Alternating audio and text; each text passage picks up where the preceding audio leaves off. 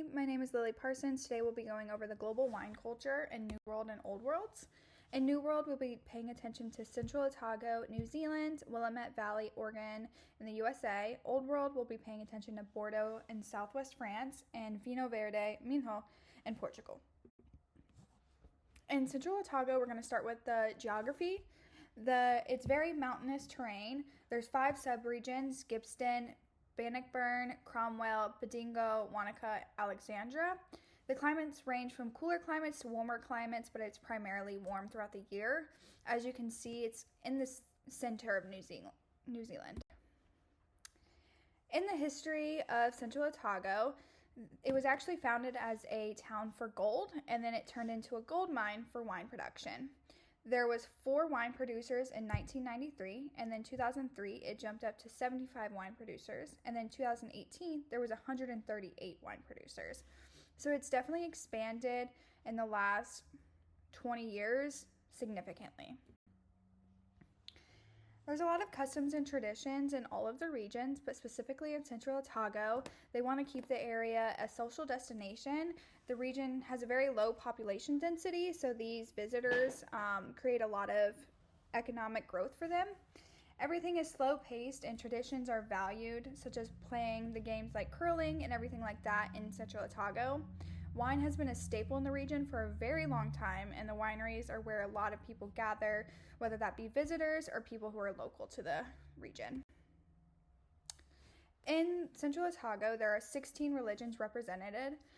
There's a lot of immigration into that region, so that's why there's so many religions. The Christian calendar is what is observed in New Zealand, and they want the voice of God to come through the flavors of the wine. In Central Otago, the average household income is around $108,000. 20% of New Zealand wineries reside in Central Otago, and they have the highest price per ton for the grapes in that country. The wine exports into the U.S. grew to $870 million in 2022. So it's creating a lot of income for Central Otago.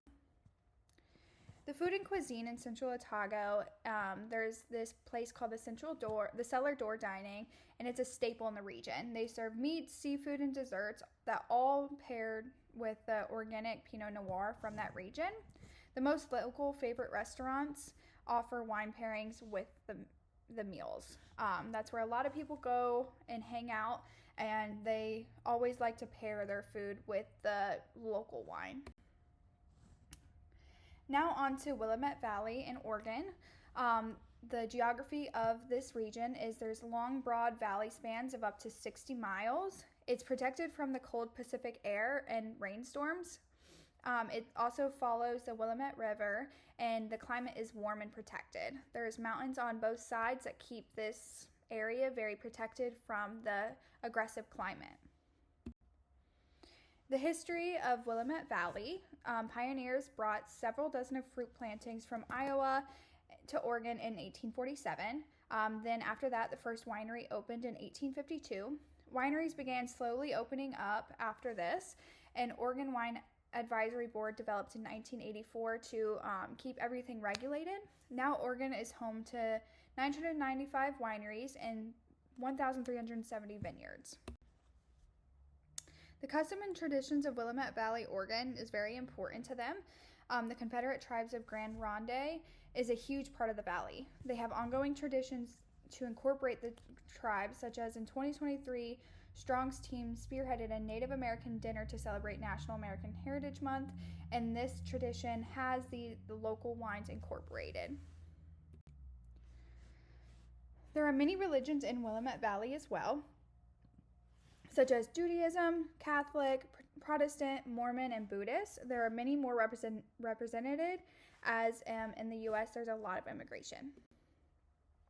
The economy is very strong in Willamette Valley, with $8.169 billion in the wine industry alone in 2022. The wine-related jobs are 39,437, so a lot of people from Willamette Valley work in wine-related jobs. The wine-related tourism to the state economy is $758 billion, and they have tax revenue of $264.8 million in state and local tax. So the wineries and the tourism create a lot of revenue for the state and the locals. Food and cuisine in Willamette Valley. There are 12 staples for wineries and restaurants in the valley. So when there's wine tourism, most people go eat to each restaurant. These restaurants have a mixture of seafood and Italian food, and the foods are locally grown with the wines. They want to keep everything natural in Willamette Valley. The geography of Bordeaux, southwest France. The wine region covers 60 miles on the Grande, Garonne, and Dordogne rivers. The climate is very high humidity with short winters. It's hot most of the year, and it's near the Atlantic Ocean. That's what creates that high humidity. The history of Bordeaux, southwest France. A lot of the wine was boarded into ships to England in the 14th century, but not from Bordeaux. Bordeaux decided to stop the exports coming through their city until their Bordeaux wine was allowed onto the ships. The Netherlands and Germany controlled the production in the 17th and 18th century, so it was harder for them to get on the ships than expected. After the Second World War, a man named Baron de Rochland bottled his first wines, and that's the first time in Bordeaux history. Most of the time it was just made in Bordeaux and then bottled elsewhere. The customs and traditions of Bordeaux. Everyone waits until the wine is poured, and then they all cheers with eye contact. This is in most group settings. The wine is almost always served with food, never alone. It is very important to many to match the wine to the occasion, including the weather. So people will say, it's raining today, we need this certain wine, or it's sunny today, we need a different wine. So they value the occasion and the weather significantly in their wine choices. There are many religions in Bordeaux. Bordeaux is primarily Christian, but there's also Judaism, Buddhism, and Hinduism. These religions play a huge role in the culture of Bordeaux, France. The economy of Bordeaux, France is strong with $2.36 billion in exports. The average bottle increased to 10 pounds, which they did see that less bottles sold, but their economy eventually grew. Almost 235 million bottles were sold in 2022. The food and cuisine in southwest France is a lot of lamb, and wine is incorporated in a lot of the sauces in the dishes. They incorporate the wine with a lot of their recipes, such as the lamprey à la bordelaise, where the wine is actually mixed with fish blood to make this sauce. It's like a soup. The geography of Vinho Verde, Minho, and Portugal. The region is in very north Portugal. There's 24,000 hectares, and the soils are mostly granite with high acidity, and all in all, it's great soil. The history of Vinho Verde, one of the oldest regions in Portugal. By the 12th and 13th century, viticulture became a key component in their everyday life.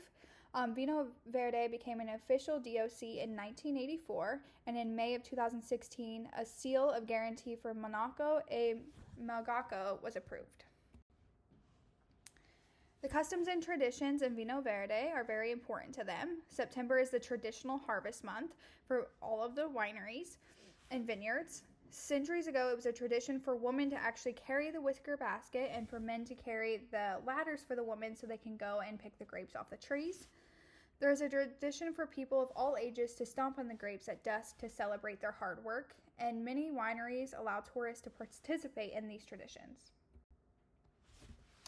The religion in Vinho Verde, wine is present in many religious rituals, such as the blood of Jesus, and there is inclusion in the Old Testament of Judaism. There are a lot of ruled religious traditions.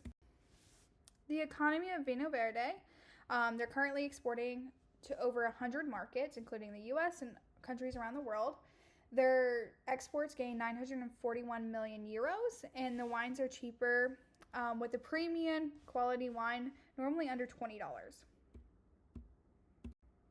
The food and cuisine in Vinho Verde, Portugal, it's Portuguese food. So you'll almost always see a marinated chicken, and those are always paired with wine. A lot of those marinades have the local wines incorporated in their marinades. And a lot of the restaurants offer deep fried foods such as cod, potatoes, and sweet peppers, and those pair well with the local wine. Now going through the wines, in Willamette Valley, there's an Argyll Brut sparkling wine. The grape varieties include classic champagne varieties such as Chardonnay, Pinot Noir, and Pinot Meunier. The winemaking method is traditional, means there's an early harvest, gently pressed. First fermentation is in stainless steel tanks or in oak barrels. Then the wine is fermented for a second time in the bottle. After this, it goes through whittling and disgorging to remove the sediment from the bottle. Then they cork and age the wine before sending to market. So they want to make sure the wine is rich and ready for the market. The taste profiles is it's very fruity with crisp green apple, lemon, or lime, and it's very acidic wine. They are used in celebrations such as weddings and holidays, and it's also a symbol of local pride in the community. Merlot in Bordeaux, France is made from Merlot grapes. It's structured and traditional winemaking process. It gets harvested, crushed, and fermented, and then it has maceration, and then it ages and then blends. Then finally, the clarification and bottling. The taste profiles is red and dark fruity flavors like black cherry, plum, and blackberry. It also has earthy notes within it. The cultural significance is that this wine has influenced local traditions and wine tourism in Bordeaux, France. Quinta de Azevedo and Vino Verde. The wine is made from Alvarinho and Lorejo grapes, and the winemaking method is traditional with fermentation in stainless steel tanks with brief maturation. The taste profile is floral notes like rose and white fruits, but also has a strong citrus flavor like lemon and lime. So it's a great mix of all, and this pairs well with their food. The cultural significance is that this wine links the winery's history with local heritage and the sustainability of the heritage.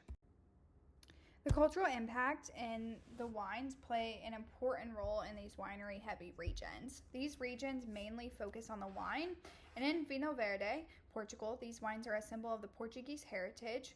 Wine tourism is an important economic factor, and it keeps traditions alive within the region. In Bordeaux, France, the appellation system has influenced wine classification worldwide, and these wines have become a symbol for luxury. These wine festivals also draw international attention. In Willamette Valley, the wineries have increased influence in development in the region. This region has helped the wine and tourism industry grow significantly. In Central Otago in France, often integrate the Maori culture. The tourism for these wines influence regional pride and deep cultural connection. All of these countries are very similar and different when it comes to the cultural significance. All 4 regions depend on the wine tourism economically, and all the regions give importance to the soil, climate, and human influence within their winemaking. Also, each region connects their wine to their culture. The differences in each wine are the styles. Some are sparkling, some are red, etc. And the climates of each region is different, some being by oceans, by rivers, and some being cold versus hot. Each region is at different levels of sustainability, some being more sustainable than others. Here are my references.